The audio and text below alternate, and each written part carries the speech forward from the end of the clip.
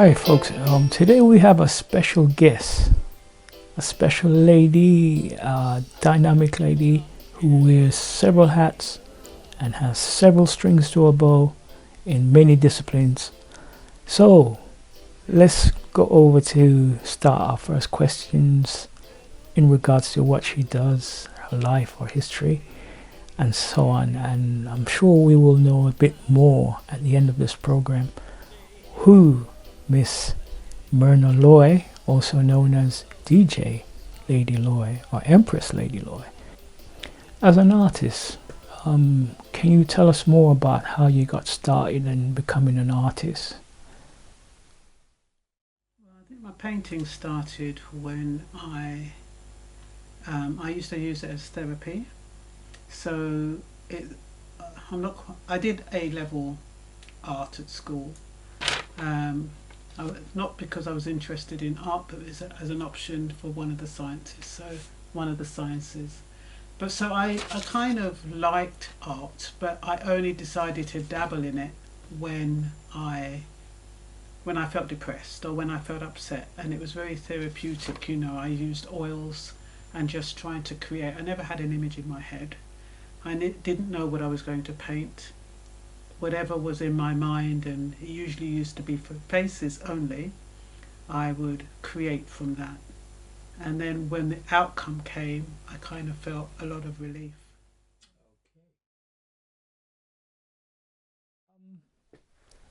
We know like several businesses that you've more or less run.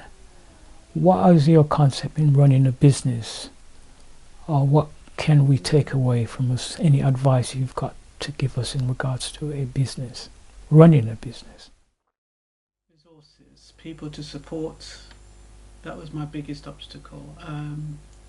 It's a kind when you're setting up a business, it's a kind of a lonely project if you're doing it by yourself. And so that was my biggest. I had all the enthusiasm, all the passion. I had financial resources. I had the place to do everything. But what I didn't have is human support, and that was my biggest obstacle. Okay, understand. Okay, as a writer,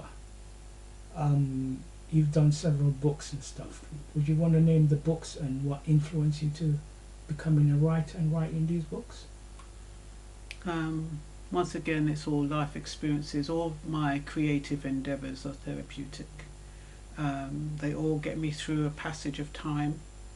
My poetry, I started writing poetry when I was 15, when I was locked away in a room by myself, and I didn't know how to express myself. I didn't have anyone to talk to, so I used to start writing, and as I wrote, I found that the lines rhymed automatically, and then I just used to do it. Absorbing the energy, swaying in the breeze, leaves, the suckling, living off the branches as we live off foundation of our history.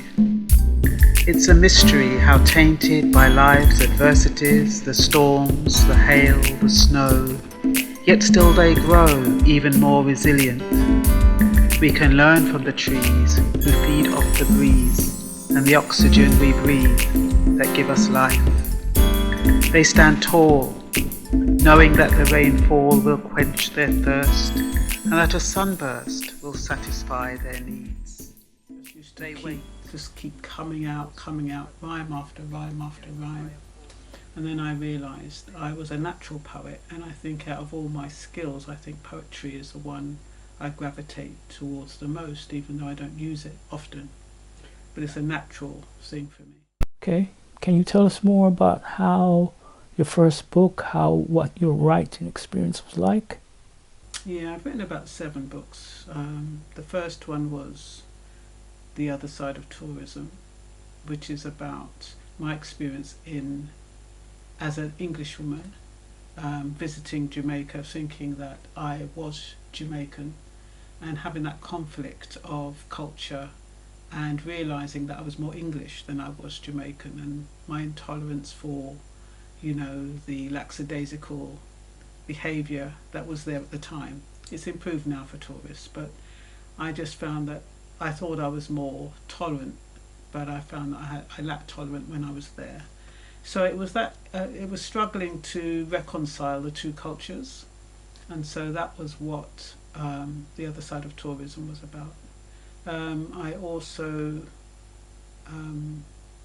did the other side of tourism. Poetry's promise is my life in poetry.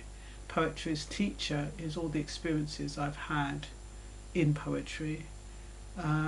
Spirit of Queens, I feel that was divinely inspired because it just came to me one after the other. Poetry's promise meets poetry's teacher is a tribute to my granddaughter who committed suicide.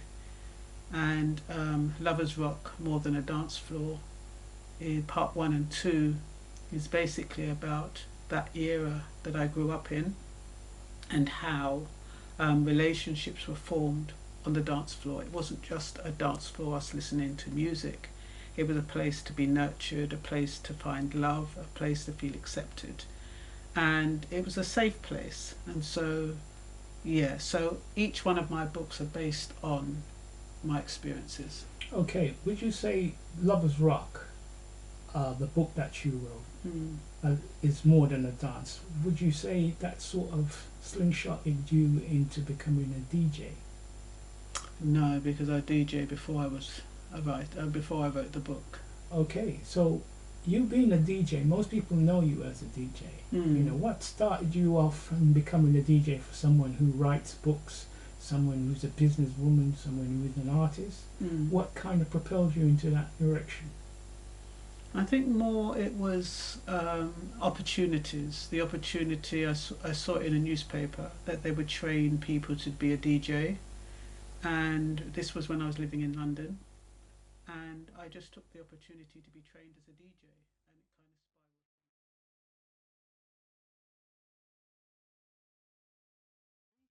spiraled. So we're going to have a revival segment for the second hour. You've just logged in. You've logged into Lady Loy, broadcasting out of the east of England, around the globe on Lovers Rock Radio, every Friday, 7 till 9. Is from Latin America. Coming up next is Kendra. Her track, The Two of Us.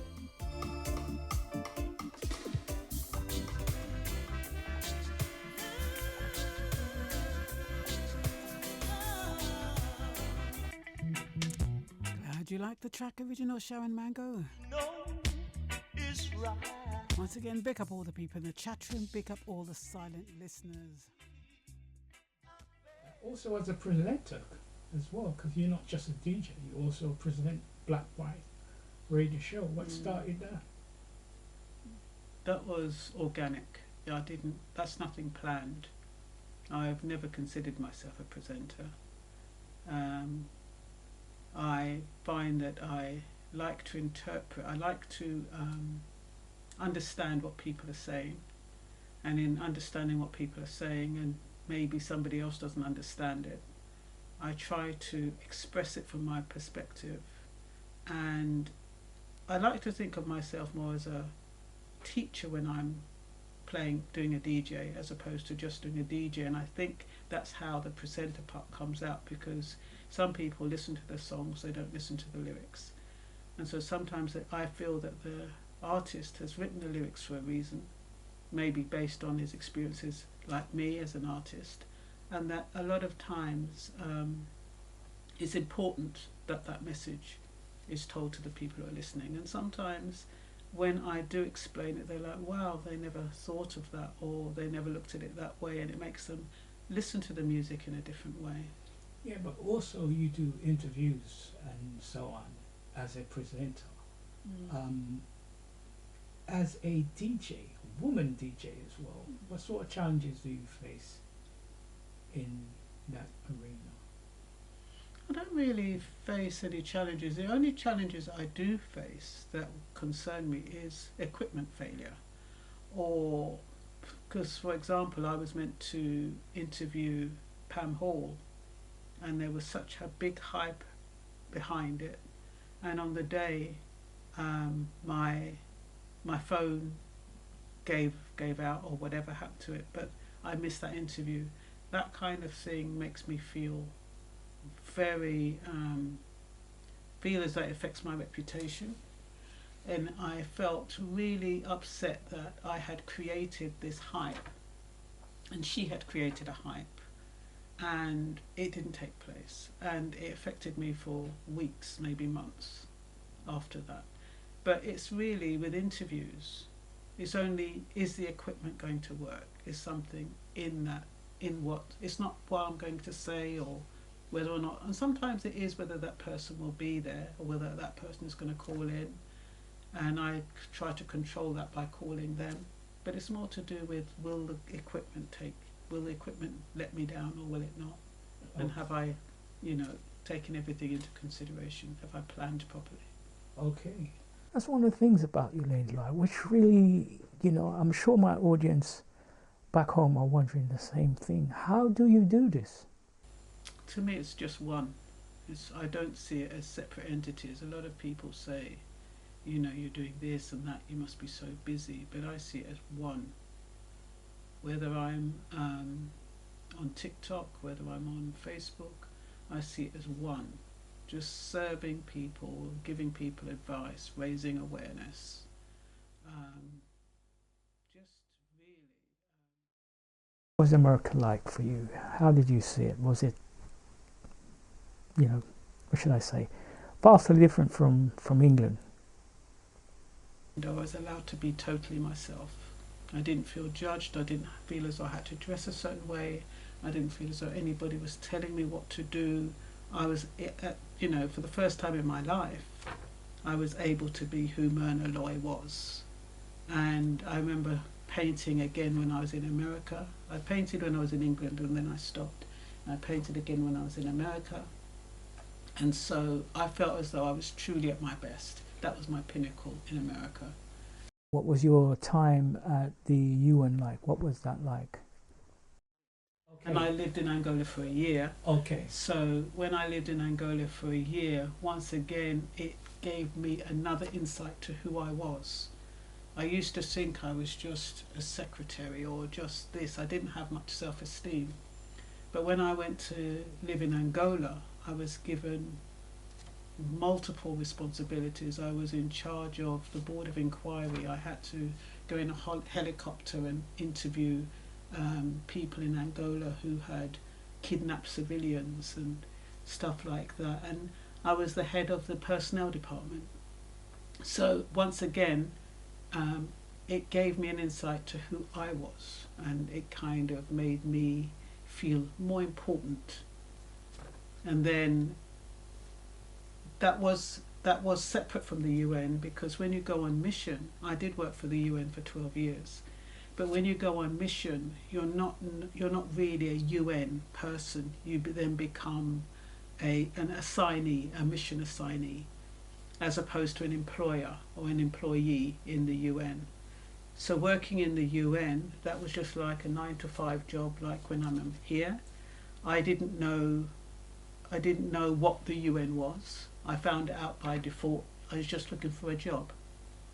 So working for the UN, for me it was just a 9-to-5. It was the other people that said, my goodness, you work for the UN. And I'm like, why are they behaving like that? Because I didn't realise it was a place of repute at the time.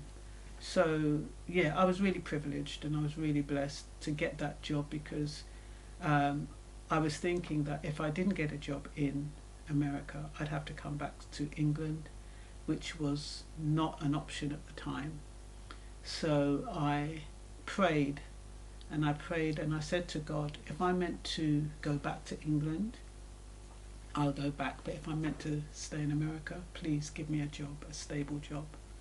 And I was working at a firm of solicitors, and this person said to me, look, you don't have to go back. If you've got time on your visa, I had 2 weeks on my visa left, you could get a job with the UN as long as your passport is valid. And so I went, and the day I went, they'd lifted the stop on recruitment on that day, and I was able to interview for a job, and I got the job the same day. So that kind of meant that I had a job. It meant that I could be relaxed and relieved and feel safe. and then it led me to meeting my family, and so it all spiraled from there. Yeah, what's your like social life? Because I understand you're biblical translator on TikTok, Instagram, Facebook, social media platforms. Yeah, how did you become involved and becoming a Bible translator?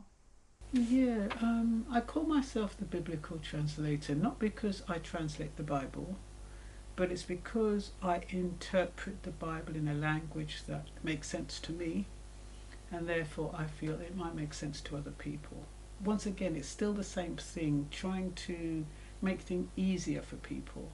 So when I used to read the Bible, I found it so complex and difficult to understand. The more I read it, the more I am the biblical translator in quotes, the more I find it easier to understand. The more when I share that understanding with other people, I'm pleased when they say, "Oh, thank you. I didn't look at it that way. What Bible do you read?" And you know, it just makes me feel as though I'm serving a purpose. So when I do the biblical translator, I have to pray first, of course. I have to pray for understanding, because when you look at the Bible, sometimes it looks double Dutch. And like today, the normal Bible I read, I left it at work. So I had to go to the King James Bible. And it's very complex, but I read a different Bible even before I read that one, which kind of made it simpler. And then I read the King James. And so I could get an understanding from the different texts, so that when I'm speaking out, how does it relate to somebody today? And I think that is what it is. I don't want the Bible to be something historic and has no relevance to people today. So I try to bring it in the present, and that's how that came about. Okay. Well, juggling all these several different hats that you wear, how do you find time for social life? Well, my social life has kind of dwindled now, but I think that's more because I don't really have an interest as such as I did before. And I think as you evolved and you get more interested in things, to me, that is my social life. When I'm doing TikTok or when I'm on Facebook or whatever, to me that's my social life. Sometimes I feel when I go to work, that's also my social life. I don't look at work and what I do at home as is work and work. I look at it as work, rest and play. So I have time to rejuvenate. I have time to give to other people. Like with my employer, I'm working to a strict regime. When I come home, I might be working, but I'm working to my own schedule. I'm not under the whip. I'm not being told what to do or how to do it. So there's that kind of a balance. So yeah, I don't know if that answered the question. Hey, who are your influences? I'd have to say my mother influenced me quite a lot, even though I rebelled against her just as much as she tried to influence me. And God is my influence, because he never fails and he cannot disappoint. So those are my most influential. I don't have like what people would say, oh, singers or actors or anyone like that. I can't think of anybody who influenced me, even though I can talk about people who I liked, like Tina Turner. I loved her vivaciousness. I love the fact that she didn't conform. Same like Cher. I love the people that are off the beaten track, that don't follow the rules, that are individuals. So I admire people like that. So Cher would be one, and Tina Turner would be another. Okay. What are your views on the Windrush?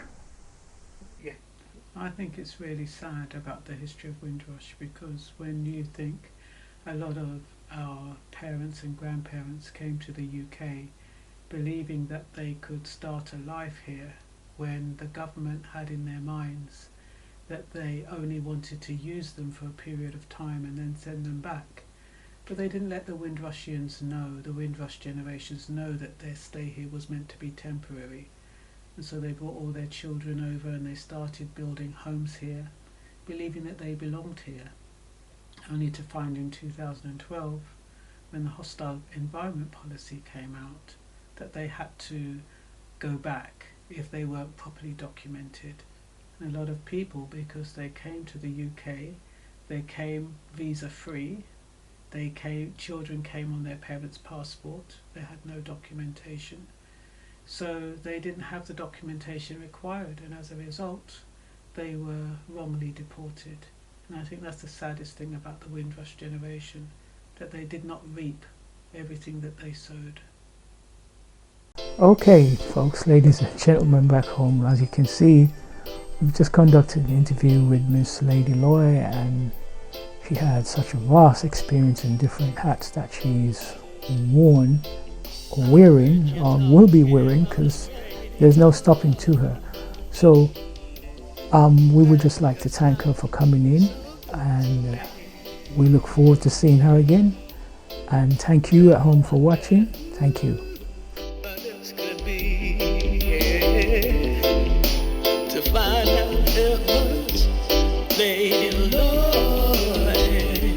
I wanna dance all night to our little private show. Yes, I wanna love you all night from your head to your toe. It was summer of June when I first saw you, and you look so good to me. I didn't know why I was so attracted to you, and now in my life, you are